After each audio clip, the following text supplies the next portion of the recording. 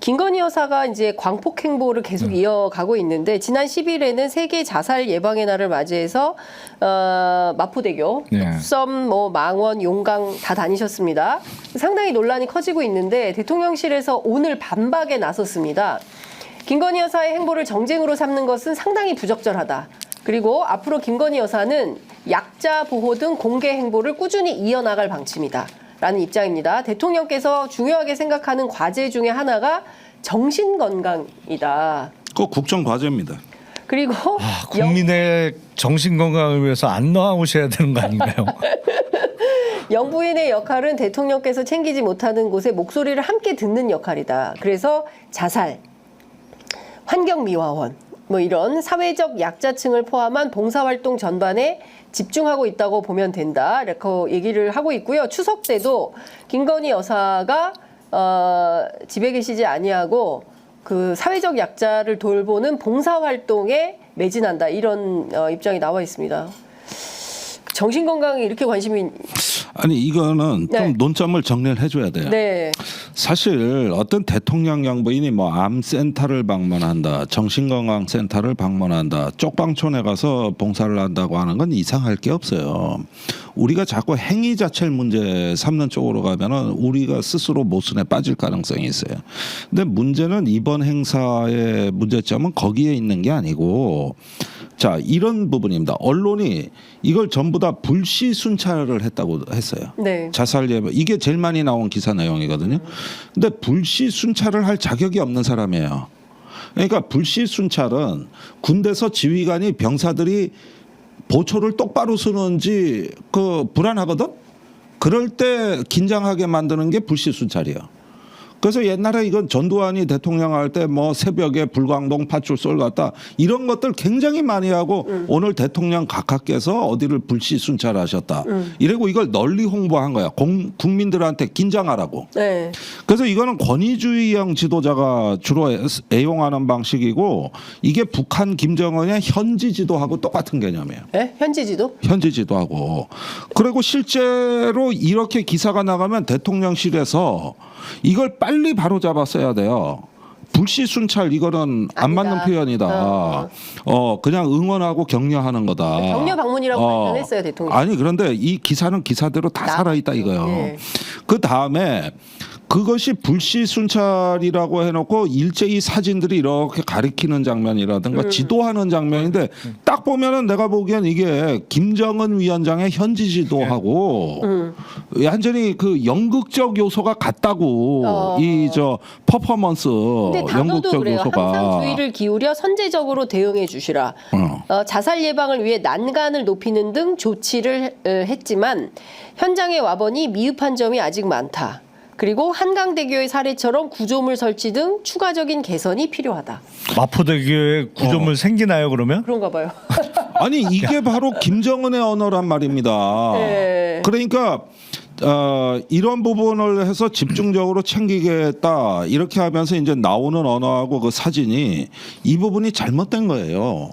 그런데 대통령실은 이렇게 해야 자기들이 위신을 세우고 과시한다고 믿고 있는 거고, 여사가 좋아하니까 또 우리 여태까지 해온 대로 계속 밀어붙이자고 생각을 하고 있는 거야. 지금 대통령실은. 국민들의 여론은 중요하지가 않아. 이게 바로 간신의 행태예요. 가신신? 간신. 예, 그래. 자기 보스를 무너뜨리는 거지 이제. 간신의 행태라고. 네. 그래서 이거는 주술적 해석도 있고 지금 여러 가지 해석들이 나오지만은 제가 보기에는 완전히 정모 홍보는 지금 기획력이 무너진 거예요.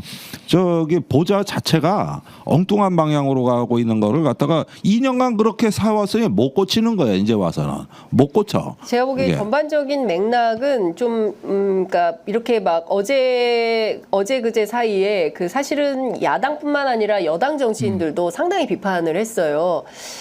특히 라디오 인터뷰에 출연하셔서 무슨 얘기를 했냐면, 아니 거기에 행안부 장관 정도가 가면 되지 김건희 여사가 거기를 왜 가냐, 불시 순찰이라는 게 말이 되는 거냐, 이제 이런 식의 비판을 하니까 오늘 대통령실에서 또 화가 난 것 같습니다. 여당에서 이런 얘기가 나오는 것을, 야당은 그럴 수 있는데 여당까지 김건희 여사를 공격하는 모양새가 되니까 앞으로 계속한다. 김건희 여사의 이런 것은 윤석열 대통령은 의료 안보, 그리고 김건희 여사는 봉사로 추석 연휴를 계속 뭐 채우겠다 이런 입장이 나온.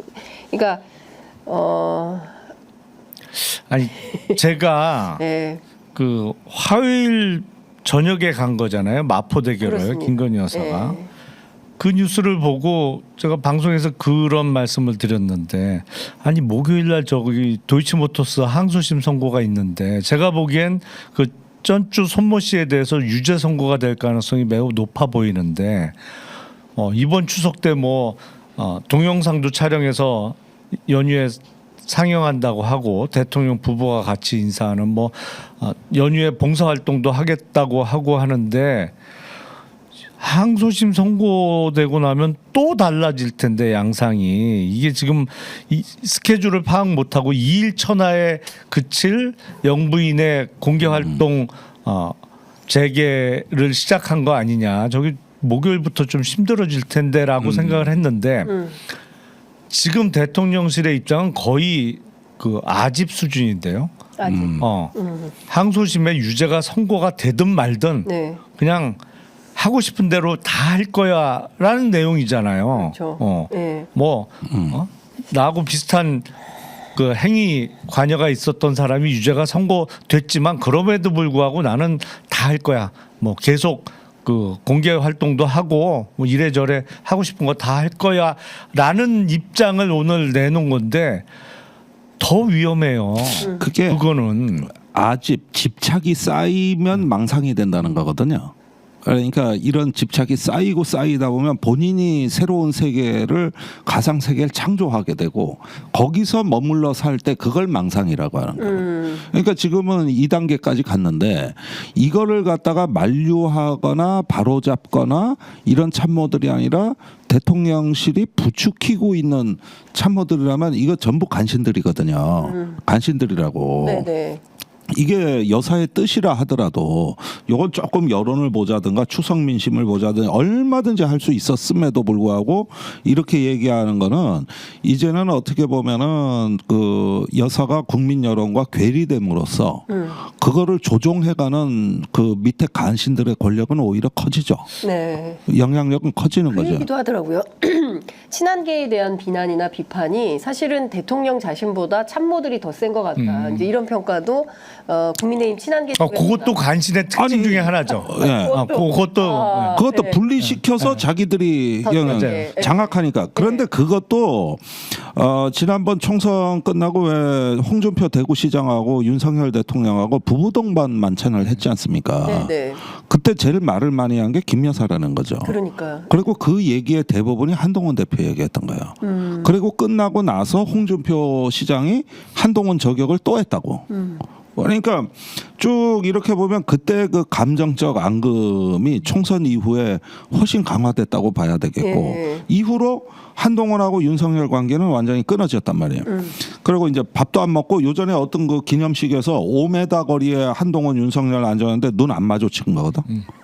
그러니까 이 이야기는 일단은 제가 보기에는 최고의 간신 뭐 저 대통령이 김건희라 그러지만 사실은 심한 표현이고 내가 보기에는 그걸 갖다 참신이라 그러는데 간신 위의 단계 중상모략 단계라 그러거든. 그거. 네. 그러니까 이런 부분들이 있었다고 보여지는 거예요. 네. 저는 의심을 하는 거거든요. 그리고 본인이 직접 나서는 거예요. 저기 한동훈 대표하고 윤석열 관계를 끊어놓고 네. 본인이 직접 나선다. 이러니까 뭐가 자꾸 드러나잖아. 공천 개입부터 해서 뭐 이런저런 행보라든가 이런 게 자꾸 드러나는 거죠. 그리고 밑에서 간신대로 그걸 부추겼다고. 오늘 좀 일찍 끝내려고 했는데 11시 55분 지나고 있는데 단독 보도가 하나 또 나와서 이거 뭐요? 여쭤봐야 될 것 같아요.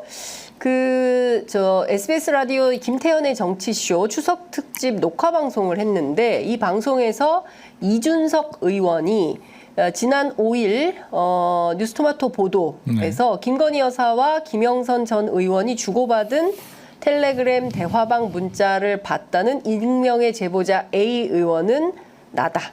이렇게 이제 선언을 했다고 합니다. 예, 그리고 약간 꼬였다라고 얘기를 했고 공천 개입은 조금 애매한 것 같다라는 입장을 밝힌 걸로 보도가 좀 되고 있습니다. 몇십 명이 봤다고 하는데 본 사람들의 견해가 일치한다. 공천 개입이라고 하기에는 약간 애매하다라고 얘기를 하고 있고요. 민주당에서 대단한 건이라고 생각해서 계속 밀고 나가던데 민주당은 자꾸 바늘 허리에 실 매어 쓰는 것 때문에 안 된다. 아직 공천 개입 의혹을 제기하기에는 근거가 충분하지 않다라는 입장을 밝혔습니다. 그래. 네. 자, 같은 당이신 그 김용남 의원님. 어떻게 봐야 돼요? 아니 뭐 그 뉴스토마토에서 언급됐던 A 의원이 네. 이준석 의원일 거라는 거는 웬만한 사람들은 뭐 다 알고 있었던 것이고 예. 본인이 오늘 이제 밝힌 거죠. 그 A 의원이 나다라고 밝힌 거고 그 뒷부분은 사실 선뜻 동의하기는 조금 어려운데요. 예. 거기까지만 하겠습니다. 다음 주, 예, 거기까지만 하고 다음 주를 또 기약하시는 센스. 역시 방송인은 다르다라는 생각이 좀 듭니다. 그러니까, 공천 개입인지 아닌지 이 부분에 대해서는 여지가 있다. 그러니까 일종의 김용남 의원님께서는 이준석 대표 의견에 반론을 제기한 이런 셈이다라고 저는 분석하는데 우리 김종대 의원님은 어떻게 보세요? 참 애매하네. 애매하네. 예. 그러면은 공천 개입인지 애매하다면은 왜 발설을 한 거야? 그게 더 이상하지. 그게 더 이상하다. 네. 그리고 그 발설할 때 다른 의원도 동석한 걸로 아는데 나는. B가 남아 있습니다.